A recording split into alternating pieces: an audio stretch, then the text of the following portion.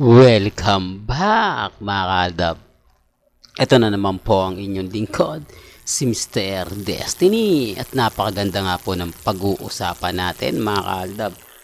Ito po yung hindi ko alam kung paano po ipapaliwanag to. Lalo na nga po yung sa mga magtatanong sa atin, Mr. Destiny, paano nga po ba nagkaroon ng 100M ang pelikula nila Catherine?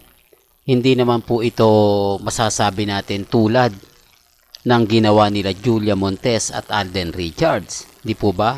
Kasi kung mapapansin nyo, napakarami pong pinuntahan nila Alden at ni Julia. Pati Lyceum, di po ba nag-group study, ang dami nilang pinuntahan sa Cebu at mga ilang lugar pa. Tapos ilang beses nga po ba silang pabalik-balik sa pag-guest sa GMA, di po ba? Tapos sa Battle of the Judge, promote pa sigurado ni Alden. Marami pong, kumbaga yung iba napapaisip nga, no? Paano kaya nag 100 million tong pelikula ni Kat samantalang si Alden, si Julia halos maubos ang palabas sa ABS-CBN at GMA Network para lang mag-promote, pabalik-balik pa nga po sa Pastok with Boy Abunda, tapos nagkaroon pa ng interview kay Ogie Diaz, tapos kay Luis Manzano, di po ba? Samantalang si Julia Monte, si Catherine sa ABS-CBN lang to nag-promote. Hindi po ba mapapaisip po kayo? O marami magre-react, sikat na sikat si Catherine. Si Alden at si Julia Montes, hindi naman maganong mga sikat yan. Kumbaga, halata naman na dinala lang po daw talaga ni Catherine si Alden Richards. Yun po yung sinasabi nila at pinapakalat nila. Mapapaisip din po kayo, no, mga kaaldab.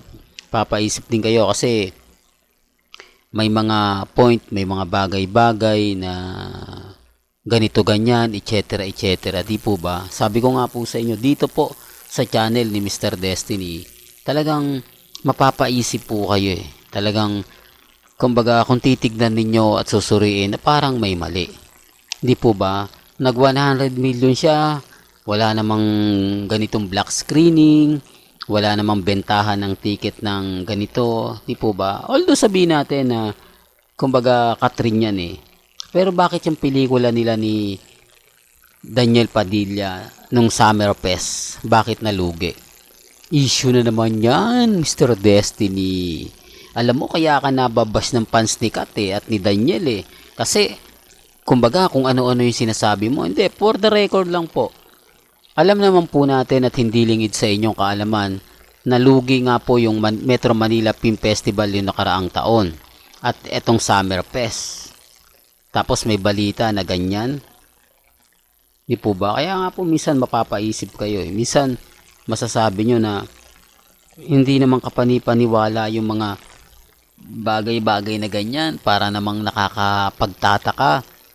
Samantalang sina Julia Montes at Alden Richards, todo yung pagpopromote. Halos parang hindi na nga to natutulog. Dahil katulad nito, SM, Valenzuela, tapos ganito, tapos ganyan. Di po ba?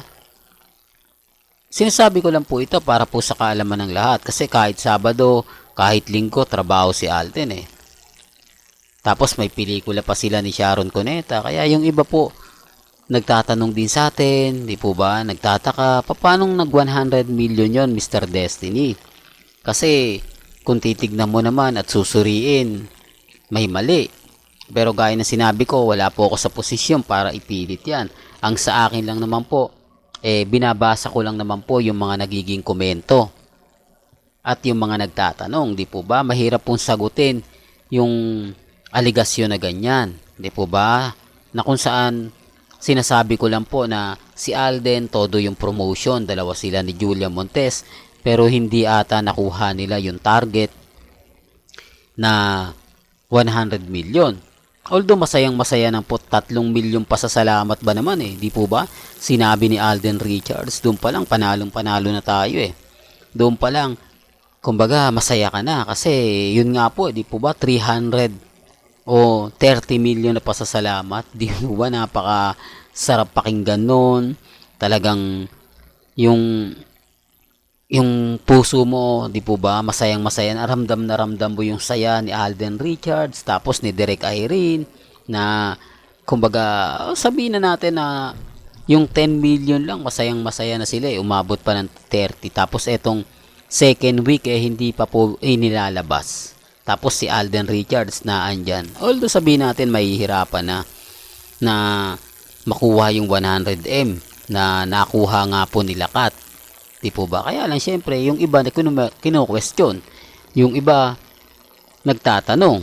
Di po ba? Kaya nga po ito yung mga katanungan na hindi ko po kayang sagutin. Ha? Kumbaga, sinasabi ko lang po sa inyo. Although yung iba magkokomento, okay lang. At least pag kayo sumagot, hindi po bias. Kapag kayo yung nagbigay ng pahayag, okay lang. Di po ba? Pero kapag si Mr. Destiny, bias po talaga eh. Kapag ako, maraming magre-react, maraming magko-komento na ganito, ganyan, etc. etc. Di po ba? Yun lang naman po yung nakakalungkot na hindi talaga kaaya-aya. Di po ba? May mga bagay-bagay nga po na mahirap talagang ipaliwanag. Lalo na po kapag ako pa yung sasagot dun sa mga tanong. Di po ba bias na bias daw talaga yun. Kaya nga po kita nyo updated na updated tayo. Nasaan ngayon si Alden Richards? Sa ngayon po mga kaaldab, kung nababasa nyo to napanood nyo to ng gabi, pagkatapos niya po sa SM Valenzuela, pumunta po siya at nanood ng ML tournament. Ito po ay grand finals laban po sa AP Bren at Blacklist International. Naandun po si Alden Richards kasama si Mamate, nanonood po sila. For the record lang po sa mga hindi nakakaalam, biruin mo. Pagkatapos noon, siyempre, kumbaga, manonood naman po ng ML. Alam naman po natin si Alden Richards, player lang po, player po ng ML at may pa-tournament po siya, di po ba? Well, hanggang dito na lang po yung updates natin, mga kaaldab. Kaya kung gusto nyo pa po ng pinaka-latest at pinaka-mainit na update, abay tutok lang po kayo dito po sa channel ni Mr. Destiny para updated po kayo sa pinaka-latest at sa pinakabagong update, di po ba? Kaya kung bago ka lang sa channel na to at isa kang true-blooded Aldab Nation na nagmamahal po kila Mengay at Isoy, tama po ang channel na pinuntahan mo, kaya consider na po kitang bagong subscriber. At huwag mong kalimutang i-share ang mga video po natin sa mga mami, sa mga titas at sa mga senyor. Hanggang sa muli, salamat po sa panonood at pakikinig.